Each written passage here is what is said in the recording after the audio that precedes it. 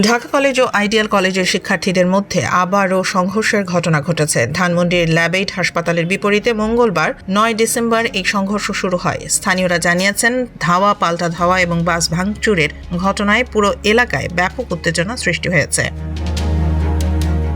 সংঘর্ষ চলাকালে আইডিয়াল কলেজের শিক্ষার্থীরা ঢাকা কলেজের বিজয় ৭১ ও শঙ্খ নীল নামের দুটি বাস ভাঙচুর করে। এই ঘটনার পেছনে মূলত আধিপত্য বিস্তার এবং স্লেজিং বুলিং সম্পর্কিত বিরোধ রয়েছে।